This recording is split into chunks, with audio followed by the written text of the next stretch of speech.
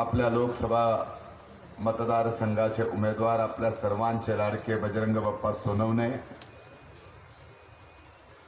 व्यासपीठावर उपस्थित माननीय अक्षय भैया मुंदडा, माननीय माजी आमदार पृथ्वीराजजी साठे, माननीय नमिताताई मुंदडा, आमचे ज्येष्ठ बंधू आदरणीय बाबूरावजी पोटभरे, माननीय अशोकजी हिंगे, माननीय सुमनजी धस, माननीय नवाब साहेब बाळासाहेबजी शेफ, अंकुशरावजी इंगळे, मोहनरावजी गुंड, माननीय तुरुकमारे साहेब, नेताजी शिंदे, प्रकाशजी राऊत, आदरणीय नंदूदादा मोराळे, बाबूरावजी सांगळे, नामदेवरावजी खाडे, गहिनीनाथजी बिखळ, फुलचंदजी मोराळे, संजयजी केदार, पंडित नाना, सुनीलजी घोळवे, लिंबराजजी वाघ, शंकरजी जाधव, शिवाजीराव जाधव, अशोकजी तारळकर, नारायणरावजी लोंढे, नामदेवरावजी तांबडे, विष्णू हाके, भास्कररावजी दराडे, माऊली हाके, श्रीहरी धस, भास्कररावजी दराडे, अश्रुबाजी केदार, सुंदरजी खाडे, विष्णू मुंडे, उत्तरेश्वर हंगे, अभिमान उगलमुगले, राजकुमारजी मेटे, सुग्रीवजी कराड, बाळासाहेबजी तांदळे, रोहित हंगे, राहुलजी गदळे, विद्याताई तारळकर, मोहनराव जाधव, तुकारामजी जाधव, एम बी हंगे, राजाभाऊजी मुंडे, अमोल जाधव, आबा जाधव, रघुनाथजी बारगजे, विनोदजी गुंड, गुलबिले साहेब, बंडू चौधरी, उमाकांतजी भुसारी, नारायणजी शिंदे, हर्षवर्धनजी गडशिंगे, व्यासपीठावरून उपस्थित सर्व काँग्रेस, राष्ट्रवादी काँग्रेस आणि मित्र पक्षाचे सन्माननीय नेते, अनाजच्या नांदूर घाटीतील या सभेला उपस्थित असलेल्या माझ्या माता भगिनी, वडीलधारी मंडळी आणि मोठ्या उत्साहात असलेल्या माझ्या तरुण भावांनो आणि इथं उपस्थित पत्रकार मित्रांनो, यापूर्वी नांदूर घाटला अनेक सभेला मी आलो.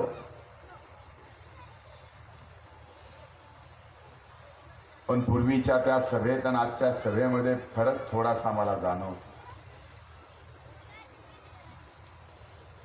पूर्वीच्या सभेत व्यासपीठ हे पश्चिमेकडे तोंड करून असायचं आणि आजच्या या सभेत, नांदूर घाटच्या या सभेचं व्यासपीठ पूर्वेकडे तोंड करून आहे. जिकडून सूर्य उगवतो आणि सूर्याचा आणि बजरंगाचं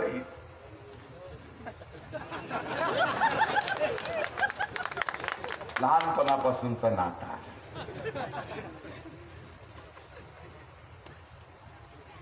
कदाचित त्याचमुळं नांदूर घाटच्या या सभेचं व्यासपीठ पूर्वेकडे तोंड करून झालं असेल. आणि हे खरं की भावी खासदार म्हणून बजरंग बाप्पांच्या नेतृत्वाखाली या बीड जिल्ह्यामध्ये एक नवा सूर्योदय या ठिकाणी झाल्याशिवाय राहणार नाही. आणि ही बीड जिल्ह्याची जनतेने बघितल्याशिवाय सुद्धा ते राहणार नाही.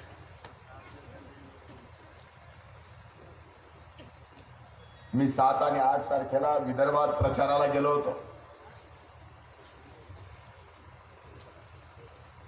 नागपूर, भंडारा, गोंदिया, वर्धा, यवतमाळ, हिंगोली, नांदेड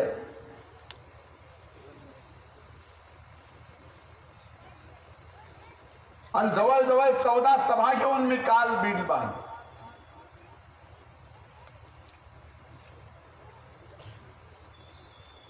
दोन 2019 आणि 2014 या दोन्ही निवडणुकीत मी प्रचारासाठी महाराष्ट्रभर फिरलो होतो. 2014 आणि 2019च्या या निवडणुकीमधला फरक काय? तर 2014च्या निवडणुकीत मोदीची लाट होती आणि 2019च्या निवडणुकीत काँग्रेस राष्ट्रवादी काँग्रेस पार्टीचं वादळ हे मी पाहून आलो आहे.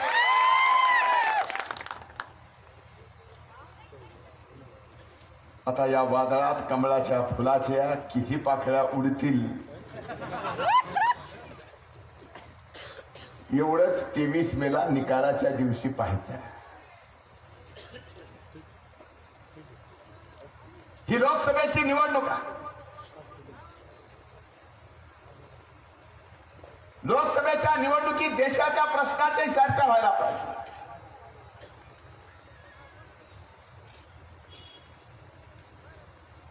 पण बीड जिल्ह्यात मात्र ही लोकसभेची निवडणूक होती आहे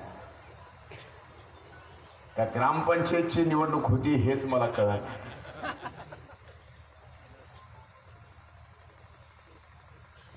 एखाद्या ग्रामपंचायतीच्या निवडणुकीत जर आपण मतदान करताना चुकलो तर त्या गावाचं वाटोळं होईल. पंचायत समितीच्या निवडणुकीत जर आपण मतदान करताना चुकलो तर त्या पंचायत समिती गणाचं वाटोळं होईल. पण जर देशाच्या लोकसभेच्या निवडणुकीत आपण मतदान करताना चुकलो तर संबंध देशाचं वाटोळं होतं हे आपल्याला 5 वर्षापूर्वी चूक करून लक्षात आलेलं आहे. मला आजही 5 वर्षापूर्वीचं वातावरण ते आठवतं. ज्या वातावरणात नरेंद्रभाई मोदी देशाच्या जनतेसमोर भाषण द्यायचे. एक व्यक्ती देशाच्या 125 कोटी जनतेला स्वप्न दाखवायचं. जसा काय भारतीय जनता पार्टीने या देशाला सपनों का सौदागरच दिला होता.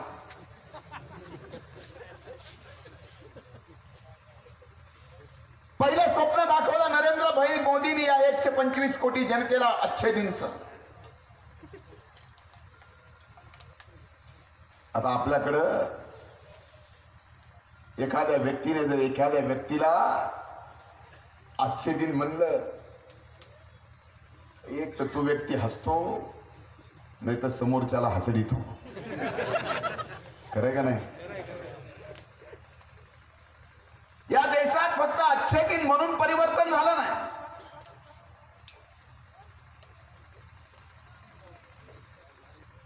त्याच काळातल्या नरेंद्रभाई मोदीच्या जाहीर भाषणामध्ये नरेंद्रभाई मोदी म्हणायचे, मैं विदेश जाऊंगा, काला धन लाऊंगा और इस देश के हर नागरिक के खाते में. एवढं मात्र पक्क तुम्हाला माहिती आहे 15 लाख काय डोक्यातून निघाला. मला तर आता भीऊच वाटायला लागली. या मोदी बाबाचा काय भरोसा नाही. मतदानाच्या अगोदर एखाद्या दिवशी टीव्हीवर यायचा आणि म्हणायचे, मित्रों पिछली बार मैंने 15 लाख कहा था तब विदेश में काला धन कम था. इस 5 सालों में जरा काला धन बढ़ गया है. इस चुनाव में मैं 15 की बजाय 25 दूंगा. आपली भोळी बाबडी जनता आता उद्या माझं काहीतरी हुकलं असेल आता 25 देतो म्हणतोय. आणि पुन्हा गावागावातले लावारिस मोदी भक्त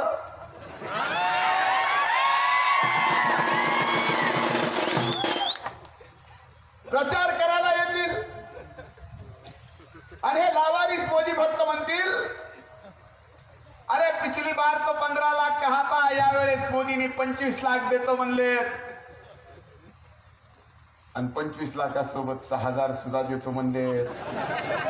असे जर कोण लावारिस मोदी भक्त तुमच्याकडे आले ना तर त्यांना एवढंच म्हणा की त्या मोदीचे 15, 25, 6,000 ज्यावेळेस यायचे त्यावेळेस येतील. तू मतदान होईपर्यंत 4-5 लाख पुसणे दे बस. आपल्याला मागायला काय अडचण आहे? 15 लाखाच्या नावाने या देशातल्या 125 कोटी जनतेला मोदींनी फसवलं. या गोष्टीचा आपल्या मनात राग नाही. अरे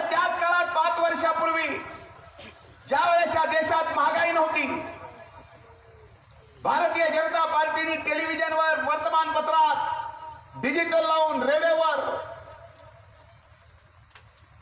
महागाईच्या जाहिराती केल्या. त्यातली एक महागाईची जाहिरात, बहुत हो गई महंगाई की मार, अब की बार ह्या गुंतवू नका मोदी सरकार. 5 वर्षापूर्वी ज्या वेळेस या देशात 50 रुपये लिटरनी पेट्रोल मिळत होतं, त्यावेळेस हे भारतीय जनता पार्टीचे बाणगोळ आपल्याला बहुत हो गई महंगाई म्हणत होते. ज्या वेळेस या देशात 60 रुपये किलोनी दाल मिळत होती, त्यावेळेस आपल्याला खोटी नाटी महागाई वाढलेली भाजपवाले दाखवत होते. ज्या वेळेस या देशात पावणे 400 रुपयाला सिलेंडरची टाकी मिळत होती, त्यावेळेस आपल्या समोर यांनी महागाईचा डोंगर उभा केला होता. आज मी तुम्हाला विचारायला आलो, आता कसं चाललंय तुमचं? 50 रुपयाचं पेट्रोल 1.5 महिन्यापूर्वी 94 रुपयापर्यंत गेलं. कदाचित जर या 2019च्या निवडणुका नसत्या तर पेट्रोलनी सुद्धा सेंचुरी केली असती. साधा सरळ हिशोब तुमच्या समोर मांडतो की मागच्या 5 वर्षात तुमची मोदींनी कशी लूट केली आहे. मी हिशोब मांडताना लगेच मोबाईल काढू नका, मोबाईल मधलं कॅल्क्युलेटर काढून हिशोब करीत बसू नका, घरी गेल्यावर करा. जर 5 वर्षापूर्वी एक व्यक्ती आपल्या मोटरसायकल मध्ये रोज 50 रुपयाप्रमाणे 1 लिटर पेट्रोल टाकत असेल, आज तोच व्यक्ती गेली 5 वर्ष सरासरी रोज 81 रुपयांनी आपल्या गाडीत पेट्रोल टाकत असेल, तर त्या एका व्यक्तीची मोदी साहेबांनी रोज 31 रुपयाला नीटनेटकी केलेली आहे. एका वर्षाचे 365 दिवस, 5 वर्षाचे दिवस किती काढा, त्याला 31 रुपयांनी गुणाकार करा आणि रात्री झोपताना हिशोब बघा, आणि झोप लागली तर मला सांगा.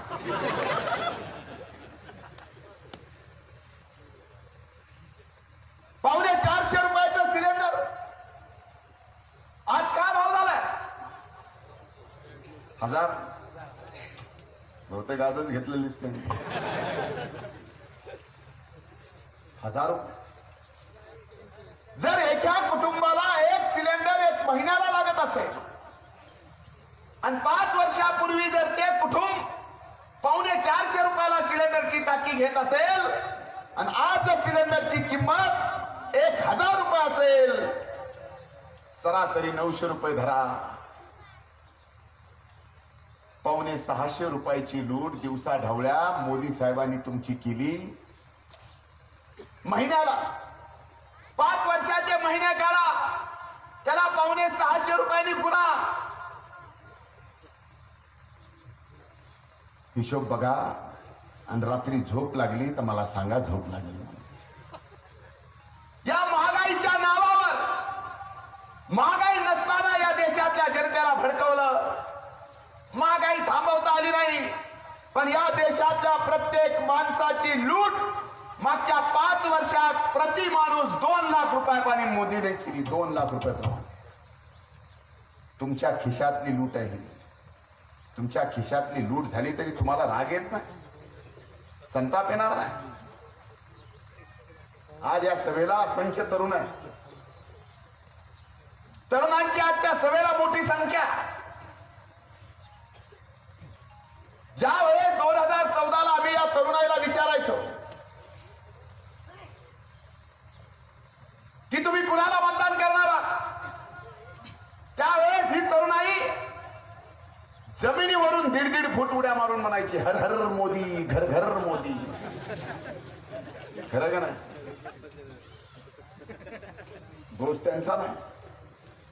नरेंद्र मोदी एका भाषणात म्हणले लोकसभेच्या मागच्या निवडणुकीच्या काळात कि मैं देश के नौजवानों से कहना चाहता हूं, आप मुझे इस देश का प्रधान सेवक बना, मैं हर साल 2 करोड रोजगार का निर्माण करूंगा. आमच्या पोरांना वाटलं काय भला माणूस या देशाचा पंतप्रधान व्हायला, वर्षाला 2 कोटी नोकऱ्या द्यायला. त्या 2 कोटीपैकी 1 नोकरी मला मिळणार आहे. ती नोकरी मला मिळाली की माझा छोकरीचा प्रश्न मिटणार आहे. मग छोकरी एकदा मिळाली की हम दो हमारे दो, माझ्या घरात अच्छे जीवन येणार आहे. आता तीच सगळी तरुणाई 5 वर्षांनी अशा सभेतून आम्हाला भेटायला लागली. आणि याच तरुणाईला आम्ही विचारतोय, बाबा हो आता कसं रे. हळू जवळ येऊन म्हणते, भाऊ काय सांगायचं, 5 वर्ष झालं सोयरीक सुद्धा आली नाही.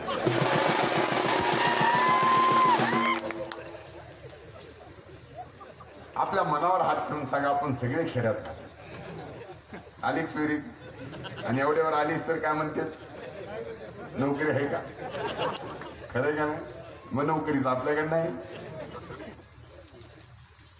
देशातल्या तरुणाईला वर्षाला 2 कोटी रोजगार देतो म्हणून फसवलं.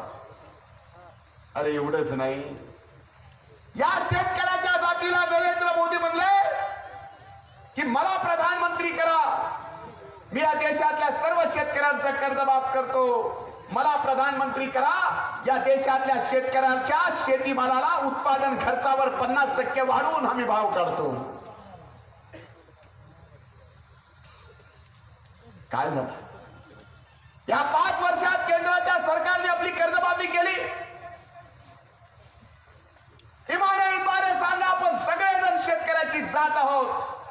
5 वर्षाच्या काळात तुम्ही खरीपाचं पीक घेतलं, रबीचं पीक घेतलं. या 5 वर्षाच्या काळात तुमचा उत्पादन खर्च तरी निघाला का? कापसाचा निघाला का? सोयाबीनचा निघाला का? निघाला कशा? तुरीचा निघाला का? काहीतरी निघाला 5 वर्षात. अरे आज ही देशातली शेतकऱ्याची जात उद्ध्वस्त झाली. याला जबाबदार फक्त नरेंद्र मोदी आणि देवेंद्र फडणवीस आहे. अरे कमीत कमी थोडा तरी या शेतकऱ्याच्या जातीचा विचार या सरकारने करायला पाहिजे होता की एकमेव पृथ्वी तलावर ही शेतकऱ्याची जात आहे, जी जात उघड्या आभाळाखाली आपला व्यवसाय करते. आणि निसर्गाची जर कृपा झाली तर या शेतकऱ्याच्या जातीच्या मनगटात एवढी ताकद आहे की आपल्या काळ्या मातीत 1 दाणा टाकून त्याचे लाख दाणे करतो.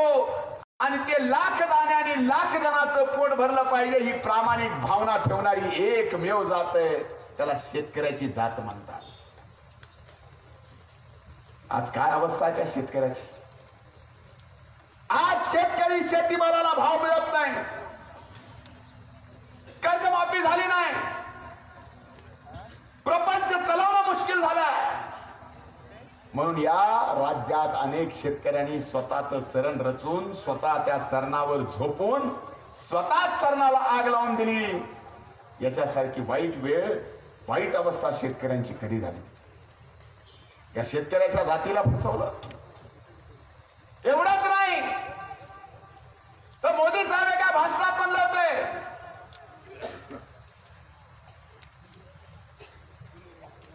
कि मुझे आप इस देश का चौकीदार बनाओ, चौकीदार.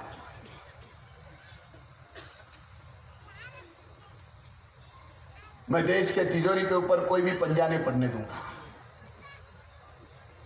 त्याला चौकीदार केला. नीरव मोदी, विजय माल्या, मेहुल चोक्सी हजारो कोटीला गंडा लावून देशाला पळून गेले. आणि पुन्हा जे देशात वातावरण तयार झालं की कुणी चौकीदार म्हणलं की समोरून आवाज येतो, चोर है चोर. बघा माझा अनुभव सांगू. मी मुंबईला गेलो होतो माझ्या मित्राला भेटायला एका बिल्डिंग मध्ये. गाडीतून उतरलो, लिफ्ट पर्यंत गेलो, लक्षात आलं मोबाईल गाडीत राहिला. तिथं बिल्डिंगचा चौकीदार उभा होता. मी त्याला विनंती केली की चौकीदार भैया मेरा गाड़ी में मोबाईल रह गया है, जरा लाके देंगे. त्यांनी अशा विचित्र नजरेने माझ्याकडे पाहिलं आणि हात जोडून म्हणला, भाई साहब आपको 2 गालियां देना है, मेरे को 2 गालियां दो, लेकिन मेरे को चौकीदार मत दो. कारण त्या चौकीदाराला सुद्धा वाटतंय की चौकीदार हे नाव देशाच्या प्रधानमंत्र्यांनी देशात बदनाम केलं आणि म्हणून ही देशाची निवडणूक आहे. 5 वर्षापूर्वी आपल्याला फसवलंय, पुन्हा आपल्याला फसायचं नाही. भाजपच्या काही लोकांनी केंद्रातून सांगितलं, दिल्लीत उभा राहून सांगितलं की पुन्हा जर नरेंद्र मोदी पंतप्रधान झाले तर 2019 ची ही निवडणूक शेवटची समजा. आणि या बाबाचा काय भरोसा? त्या नोटबंदीचा निर्णय करताना तुम्हाला आम्हाला विचार होता का? अचानक आले, टीव्हीवर प्रकट झाले आणि टीव्हीवर म्हणले मेरे प्यारे देशवासियों 1500 रुपये नोट बंद. आणि हे बाबा पुन्हा देशाचा प्रधानमंत्री झाला. 2-3 महिने जातील, अचानक टीव्हीवर प्रकट होतील आणि म्हणतील मेरे प्यारे देशवासियों इसके आगे इस देश में चुनाव बंद. मग ग्रामपंचायत नाही, जिल्हा परिषद नाही, पंचायत समिती नाही, नगर पंचायत नाही, नगरपालिका नाही, विधानसभा नाही, केंद्रातलं मंत्रिमंडळ नाही, एकटाच खुद गब्बर. म्हणून आपलं एक मत काँग्रेस आणि राष्ट्रवादी काँग्रेसला दिलेलं आपलं एक मत या देशातली लोकशाही टिकवणार असेल आणि भाजप आणि नरेंद्र मोदीला दिलेलं आपलं एक मत हे या देशात हुकुमशाही आणणार असेल. म्हणून आपल्यासाठी ही देशाची निवडणूक फार महत्वाची आहे. ज्या वेळेस लोकसभेच्या निवडणुकीची चर्चा चालू झाली, आचारसंहिता कधी लागेल त्याच वेळेस भारतीय जनता पार्टी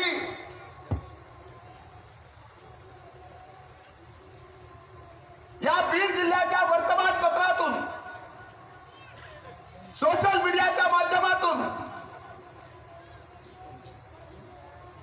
अशा पद्धतीने चर्चा करू लागली की म्हणजे बीडच्या भाजपच्या दबंग खासदाराच्या विरोधात राष्ट्रवादी काँग्रेस पार्टीला उमेदवारच भेटला. आणि ज्या वेळेस तुमच्या या दबंगच्या विरोधात आमचा हा बजरंग उभा राहिला आणि त्या बीड मध्ये लाखोचा जनसमुदाय एका सामान्य शेतकरी पुत्राचा उमेदवारी अर्ज दाखल करायला आला आणि तो जनसमुदाय ज्यावेळेस भाजपने पाहिला, भाजपच्या पायाखालची वाळू सरकली. भाजपची त्याच दिवशी रॅली होती, ती रॅली बी फेल गेली. सभा होती, सभा बी फेल गेली. पण मला वाटलं की ज्या वेळेस भाजपच्या उमेदवाराने अर्ज दाखल केलाय आणि त्याच्यानंतर भाजपची प्रचाराची सभा, आमच्या 2 बहिणी मिळून बीड जिल्ह्याचा तिथं आलेला भाजपचा जो कार्यकर्ता होता त्या कार्यकर्त्याला सांगतील की मी बीड जिल्ह्यात 5 वर्षात गल्लीपासून दिल्लीपर्यंतची सगळी सत्ता असताना या बीड जिल्ह्याचा अमका विकास केला. त्या विकासाच्या मुद्द्यावर जाऊन तुम्ही मत मागा. पण बीड जिल्ह्यात काय केलं हे तर सांगितलं नाही. जडी स्थळी कास्ती जे म्हणतात ना, फक्त धनंजय मुंडे. त्या सभेमध्ये आमच्या बहिणीने काय म्हणावं म्हणले, वाघिणीची शिकार करायला धनंजय मुंडेने बुलेरो वापरला. वा पंकजात, अरे तुम्ही मोठ्याच्या लेकी म्हणजे वाघीण आणि आम्ही सामान्य शेतकऱ्याचे लेकर म्हणजे बोलेर. हे सामान्य शेतकऱ्याच्या लेकराचा तुम्ही अपमान करता. एवढा काय गर्व आणि घमंड आला. आणि तोही स्वर्गीय मुंडे साहेबांचं निधन झाल्यानंतर. अरे सामान्य माणसाला ज्यावेळेस स्वर्गीय मुंडे साहेबांचं निधन झाल्यावर आपला आधार गेल्याचं आजही जाणवतं. हे सामान्य माणसाला ज्यावेळेस वाटलं की आपला आधार गेलाय तो माणूस खचतो, त्याच्यात गर्व येत नाही. खरंय का नाही? पण गर्व कुणात आला? मुंडे साहेबांचं निधन झाल्यावर हे गर्व की तुम्ही मोठ्याच्या कन्यामध्ये वागीन आणि आम्ही सामान्य शेतकऱ्याचे पोरं म्हणजे. पण पंकजाताई तुम्हाला माहित नाही, शिकारी जर निबार असला ना आणि त्याला नेम कुठं मारायचा माहित असला ना, तो गुल्लेरनं सुद्धा वाघिणीची शिकार होती, एवढं लक्षात ठेवा. आणि इथं काही जंगलातली शिकार होय, लोकसभेची निवडणूक आहे. आता इथं गुल्लेर काय, बंदूक काय, शिकार काय, वाघीण काय, याचा निवडणुकीशी काय संबंध? एवढ्यावर थांबले. मला वाटलं होतं त्यानंतर तरी भाजप या आमच्या दोन्ही नेत्या बहिणी बीड जिल्ह्याचा काय विकास झाला सांगतील. नाही, म्हणजे आणखीनही धनंजय मुंडेला चॅलेंज आहे. एक दिवस उमेदवारी अर्ज दाखल करायचा बाकी आहे. हिंमत असेल तर स्वतः निवडणुकीत उतरावं. दम काढा ना पंकजाताई. 6 महिन्याने विधानसभा आहे ना, परळीत आहेतच. लोकसभेतच घ्याई. जरा दम धरा. टप्प्याटप्प्याने. पण हात जोडून विनंती आहे, 23 तारखेला बजरंग बाप्पा खासदार झाल्यावर तुम्ही दोघी इथं थांबा, जिल्ह्यात, राज्यात. नाही तर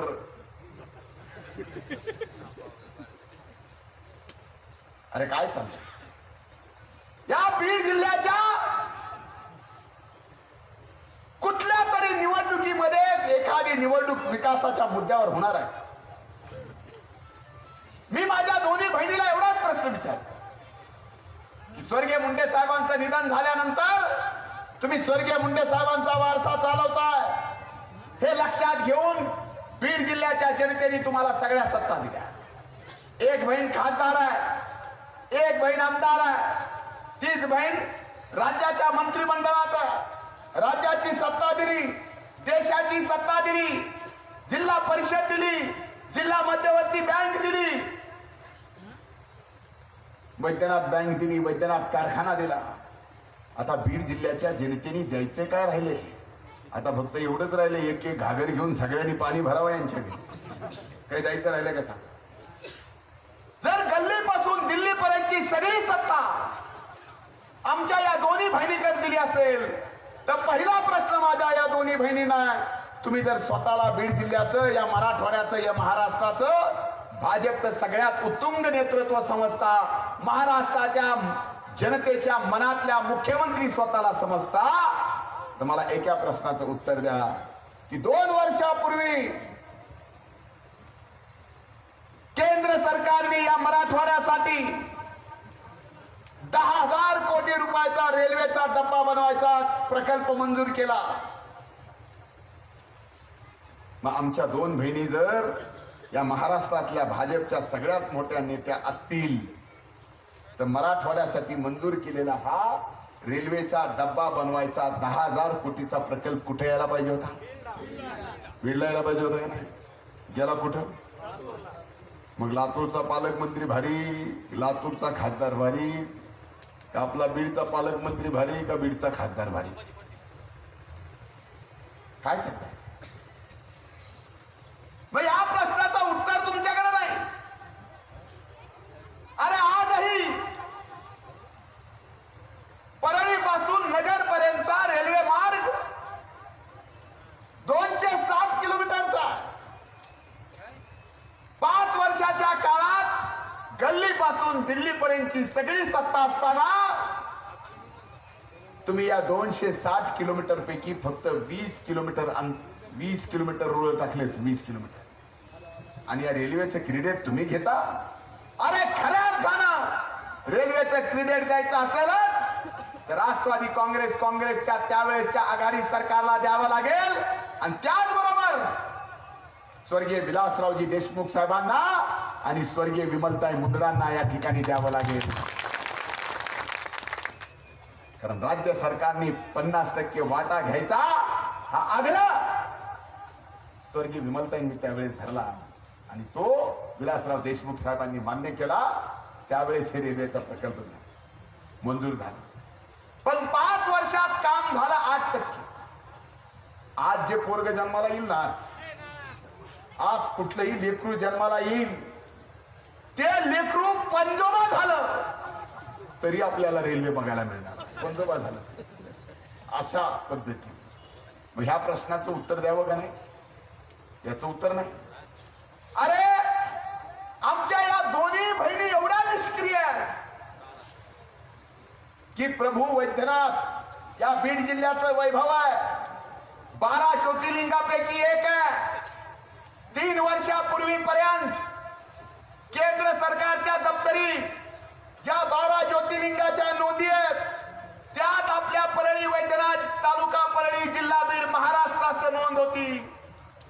7 महिन्यापूर्वी झारखंडच्या एका खासदाराने आपल्या परळी वैद्यनाथाचं ज्योतिर्लिंग पळवून नेलं आणि केंद्राच्या दप्तरी आता आपल्या परळी वैद्यनाथाचं नाव नाही, झारखंडच्या वैद्यनाथ धामचं नाव आहे. मग साधा प्रश्न आहे, झारखंडचा खासदार भारी का आपला इथला दबंग खासदार भारी? सांगा. अरे देव पळवला, रेल्वेचा प्रकल्प पळवला, रेल्वे आणता आली नाही, मग या बीड जिल्ह्याला दिलं काय? आणि एकीकडे म्हणता माझे बाबा आणि मला स्वर्गीय मुंडे साहेबांचं स्वप्न पूर्ण करायचंय. खरंच सांगा पंकजाताई, तुम्हाला स्वर्गीय मुंडे साहेबांचे स्वप्न माहिती आहे? आज स्वर्गीय मुंडे साहेब असते तर या बीड जिल्ह्याचा कमीत कमी ऊसतोड मजुरांचा जिल्हा म्हणून जो कलंक लागला तो तरी पुसून काढला असता. तुम्हाला ते सुद्धा करता आलं नाही. काय द्यायचं राहिलं होतं? अरे 78 प्रकल्प या बीड जिल्ह्यातले सिंचनाचे, लघु मध्यम साठवण तलाव, ज्याला आघाडीच्या सरकारमध्ये आम्ही सत्तेत असताना पाणी उपलब्धता सर्टिफिकेट मिळवून दिलंय. त्या 78 प्रकल्पाचं काम जर आमच्या या 2 बहिणींनी गल्लीपासून दिल्लीपर्यंतच्या सत्तेत केलं असतं तर आज आपल्या भागातला जो ऊसतोड मजूर ऊस तोडायला इतरत्र जातो, 65% ऊसतोड मजुरांनी इथंच राहून आपल्या काळ्या मातीत ऊस पिकवला असता. एवढी मोठी क्षमता असणारे ते 78 प्रकल्प आहे. एक प्रकल्प मंजूर, एका प्रकल्पाचं काम केलं, एका पाझर तलावाचं काम केलं नाही केलं. आजही या बीड जिल्ह्याचा ऊसतोड मजुराचा जिल्हा म्हणून कलंक पुसला गेला नाही. हा वारसा तुम्ही चालवताय. आणि हे प्रश्न आम्ही विचारले की आमच्या दोन्ही बहिणीला राग येतो आणि उठलं सुटलं, उठलं की सुटलं फक्त धनंजय मुंडे, फक्त धनंजय मुंडेवर टीका करात आहे. आणखीन खालच्या पातळीवर जाऊन टीका करा. तुम्ही माझ्यापेक्षा लहान आहात, मी घरातला मोठा आहे, मला कसं वागायचं हे माझ्या आईवडिलांनी संस्कार दिलेले आहेत. मी माझे संस्कार कधीच सोडणार नाही. पण तुम्ही पहिल्या सभेत मोठ्या भावाला म्हणलात, शेंबूड पुसता येत नव्हतं त्याला युवा मोर्चाचं अध्यक्षपद दिलं. अहो ताई, त्यावेळेस मी 2दा जिल्हा परिषदचा सदस्य झालतो आणि आता मला शेंबूड पुसता येत नव्हता. मी ह्यांच्यापेक्षा मोठा 5 वर्षांनी. आता मला शेंबूड येत होता, ह्यांनी तो कधी बघितला असेल? हे लोकसभा निवडणुकीचे प्रचाराचे मुद्दे आहेत. एवढं नाही. आता मी माझ्या कष्टाने माझं वजन कमी केलं, माझ्या कष्टाने केलं. आता माझ्या वजनाचा आणि ते कमी होण्याचा आणि लोकसभेच्या निवडणुकीचा काय संबंध का? आता मी वजन कमी केलं याच्यावर मी टीका केली. मग माझ्या लक्षात आलं की माझं शारीरिक वजन कमी झाल्यानं पोटात कळा आमच्या बहिणीच्या आल्या नाही, तर महाराष्ट्राच्या राजकारणामध्ये माझं राजकीय वजन वाढलंय, त्याच्यामुळे तुमच्या पोटात कळा आलाय. एकीकडे तुम्हाला वारसा हक्काने सगळं मिळालं, तुम्ही भाजपच्या आज कुठल्याही डिजिटलवर स्वर्गीय मुंडे साहेबांचा फोटो नाही, इथं सोडा, इथं असं टाकलेला लाजत काजत. आणि बाहेर यांचा तरी आहे का? आम्ही कुठंच नव्हतो. महाराष्ट्रामध्ये गल्लीपासून दिल्लीपर्यंतच्या सगळ्या राष्ट्रवादीच्या पोस्टरवर धनंजय मुंडेचा फोटो लागला ना, कर्तृत्वाने केला ना. म्हणून मला आपल्याला या ठिकाणी सांगायचं आहे, या निवडणुकीत बजरंग बाप्पा उभे नाहीत, या ठिकाणी मी उभा. या परिसरात, नांदूर घाटच्या परिसरात तर मला जाणीवपूर्वक सांगायचं, अरे जात पात धर्म ही निवडणुकीत मतदान करताना बघत नाही. विधानसभेच्या निवडणुकीत मी पडलो, 15 दिवसात आदरणीय पवार साहेबांनी मला माझ्यासारख्या सामान्य तरुणाला राज्याचं विरोधी पक्ष नेतेपद दिलं. का त्यावेळेस पवार साहेबांनी जात बघितली का? माझ्यापेक्षा ज्येष्ठ नेते, कर्तृत्वाने मोठे नेते सभागृहात नव्हते? रामराजे निंबाळकर साहेब होते, सतीश चव्हाण होते, विक्रम काळे होते, सुनील तटकरे साहेब होते. हे सगळं असताना माझ्यात काय बघितलं माहित नाही, माझ्यावर जिम्मेदारी दिली आणि 4.5 वर्ष तुम्ही विरोधी पक्ष नेता म्हणून माझं काम पाहिलंय. सामान्य माणसाच्या संघर्ष केला, सरकारशी 2 हात केले आणि हे सरकारशी 2 हात केल्यामुळं आज पुन्हा या बीड जिल्ह्याचं राजकीय महत्व महाराष्ट्रात आपण करू शकलो. केलं का नाही? नाव गमिलं का कमिलं? कमिलं ना. बाहेर गेल्यावर म्हणतात ना, तुमच्यातलं एक पोरग चांगलं काम करते. हा, हे कर्तृत्व बघणार आहात का फक्त मोठ्याच्या लेखी आहेत म्हणून मतदान देणार आहात? कर्तृत्व बघणार आहात का नाही? का आमच्यात आणि त्यांच्यात फरक काय? फक्त माझा जन्म मुंडे साहेबांच्या पोटी झाला नाही एवढाच ना, त्यांच्या मोठ्या भावाच्या पोटी झाला म्हणून ना. आणि आमचे वडील का मोठे नाहीत? कारण आमच्या वडिलांनी संबंध आयुष्य लहान्या भावाला मोठं करण्यासाठी झिजवलं. लहाने भाऊ मोठे झाले, त्या मोठ्याचे लेकरं मोठे झाले आणि ज्यांनी स्वतःचं आयुष्य झिजवलं ते पंडितांना मात्र तुमच्यासारखेच राहिले, त्यांचे लेकरं सुद्धा तुमच्यासारखेच राहिले. आम्ही मात्र आमचं कितीही कर्तृत्व असलं तर तुम्हाला मोठं दिसत नाही. हा न्याय करणार आहात तुम्ही? हा न्याय होणारा निवडणुकीत प्रत्येक वेळेस? अरे या 2 बहिणींनी तुम्हाला काय दिलं हे सांगा, समाजाला काय दिलं सांगा, ऊसतोड मजुराला काय दिलं सांगा, या बीड जिल्ह्याला काय दिलं सांगा, हे बघा. आणि दुसरीकडे बजरंग बाप्पा सारखं एक असं नेतृत्व की ज्यांनी ग्रामपंचायत लढवली, पंचायत समिती लढवली, 3 वेळेस जिल्हा परिषद लढवली, एकदा सभापती, 2 वेळेस जिल्हा राष्ट्रवादी काँग्रेसचा अध्यक्ष आणि आज लोकसभेचे उमेदवार आहेत. आणि हे सगळं कर्तृत्व उभं करत असताना स्वतःचा कारखाना सुद्धा या ठिकाणी उभा केला. आणि दुसरीकडे आमच्या बहिणी आहेत, वारसा हक्काने वैद्यनाथ दिला, राष्ट्रीय कार्यक्रम वैद्यनाथचा उरकला, 600 कोटीचं कर्ज आहे. आमच्या पालकमंत्री ताई साहेब मध्ये म्हणायच्या की त्या वैद्यनाथ कारखान्यामध्ये मुंडे साहेबांचा आत्मा आहे. आणि आज जो गोपीनाथ गड उभा आहे ना, तो कारखान्याच्या जमिनीवर आहे. आणि त्या वैद्यनाथ कारखान्याने 5-5 महिने शेतकऱ्याचे बिल दिले नाही, FRP प्रमाणे पैसे दिले नाही. म्हणून राज्य सरकारने, ज्या राज्य सरकारमध्ये आमच्या बहिणबाई मंत्री आहेत, कायद्यानुसार त्या वैद्यनाथ कारखान्यावर जप्ती आणली. म्हणजे मुंडे साहेबांच्या आत्म्यावर जप्ती आणली नाही. तरी मुंडे साहेबांवर प्रेम करणाऱ्या माणसाला राग येणार नाही. नसल येत तर नका येऊ देवा, माझं काय चाललंय. जे वारसा चालवतायत त्यांना लखला, माझं काय म्हणणं नाही. या बाबतीत आम्ही विचारलं, यांना राग येतो. आम्ही प्रश्न विचारला की स्वर्गीय मुंडे साहेबांचं निधन त्या अपघातामध्ये होऊ शकत नाही. माझ्या मनात जी संख्या ती तुमच्या मनात आहे का नाही? मग आम्ही एवढंच म्हणलं की विदेशातून एक व्यक्ती म्हणतोय पत्रकार परिषद घेऊन की स्वर्गीय मुंडे साहेबांची हत्या झाली, याची चौकशी करा. तर आमच्या बहिणीला राग यायचं कारण काय? अरे तुम्ही सत्यता आहात ना, करावी चौकशी, का नाही होत? ते म्हणलं की राग येतो.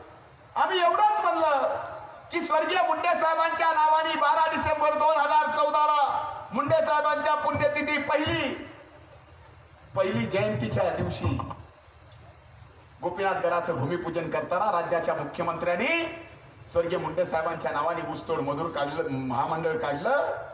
4 महिन्यापूर्वी ते महामंडळ बरखास्त केलं. हा वारसा तुम्ही चालवता. अरे महामंडळाचा बरखास्तीचा प्रस्ताव हा कॅबिनेट पुढे येतो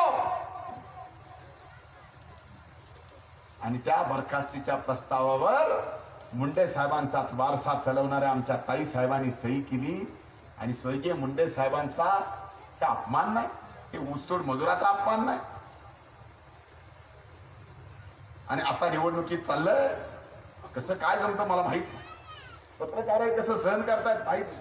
देशात कुठं अशा पद्धतीच्या सभा झाल्या नसत्या आमच्या ताईसाहेब म्हणतात. सभा असली चला मराठा समाजाची किती हातवर करा, वंजारी समाजाची किती हातवर करा, ही पद्धत आहे. अरे कोण कुठल्या जातीचं आलंय याच्यावरून तुम्ही हे करणार आहात. निवडणूक आयोगाने दखल घेतली पाहिजे.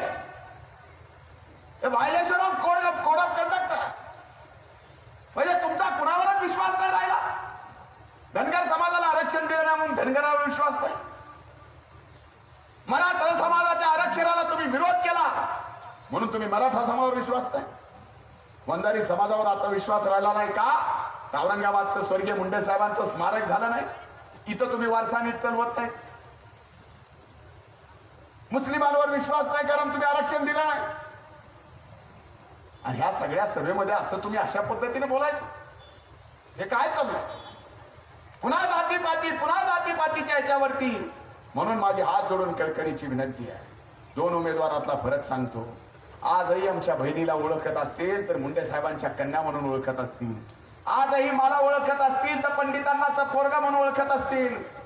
पण बजरंग सोनवणेचे वडील जर केजवर रस्त्यावर निघाले तर त्यांची ओळख मात्र हे बजरंग सोनवणेचे वडील आहेत असं कर्तृत्वान चोराच्या कर्तृत्वामुळं त्याच्या वडिलांची ओळख. हा उमेदवारातला फरक आहे.